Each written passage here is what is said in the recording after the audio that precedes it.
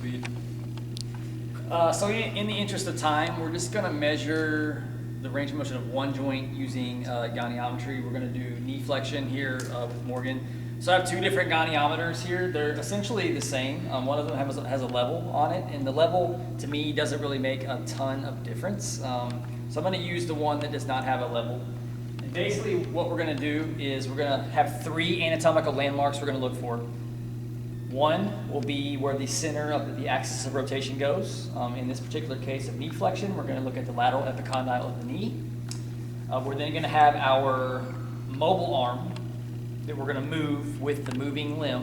In this case, his lower leg is going to move. I'm going to line up this arm with his lateral malleolus in the ankle. And then the stationary arm is going to be here. I'm going to line this one up with the non-moving bone, and that's going to be lined up with the greater trochanter of the hip. Okay, so we'll have Morgan. There's a couple different ways you can do knee flexion. I think the easiest way is to have him go supine on the table. So go ahead and lay face down for me, Morgan. It is recommended to elevate the upper limb sometimes when you're doing goniometry, so that's why we have the pillow positioned under his hips. So we're going to go on the right leg. So again, this is knee flexion. So I'm going to find my landmarks first. Why don't you slide forward that way more so you can support this leg all the way down.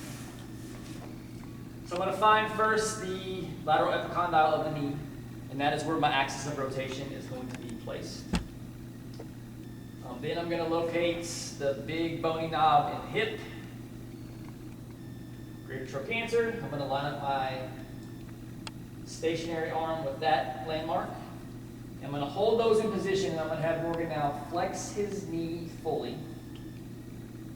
Once he gets it flexed, I'm then going to line up my mobile arm with lateral malleolus. I'm then going to look at sort of the bottom left corner of the goniometer. And there's a few different ways you can read this, and this is probably the most confusing part. When I look at his knee, I know he's bending it a little bit beyond 90 degrees. So if I find 90 degrees here, I know he's at a greater angle than that. So I'm going to go with 102 degrees of knee flexion on his right. Now let's go ahead and relax, and we'll do one more on that side. So I'm going to recheck all of my landmarks. All right, now go ahead and flex it for me, Morgan. Make sure all my landmarks are still lined up.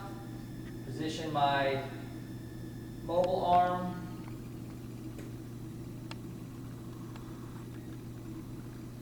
And he got a little bit better this time. He got to 110 degrees of flexion on his right knee. So relax that side. I'm going to just hop over to do his other side to give you guys the data there.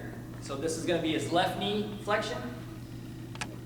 So I have my three same landmarks over here. Now go ahead and flex that leg for me, Morgan. Get 114 degrees on the first attempt on the left. Now relax. And we'll do one more. Okay, flex it. Also 114. So again, that was a quick demo on goniometry. Just for the rest of the parts of the lab where it's asking you to measure joint range of motion, just leave those blank. Again, in the interest of time, I just wanted to give you a quick demonstration of one measurement of joints. We're going to finish up flexibility lab with the functional movement screen here in just a second. We'll see you in a second.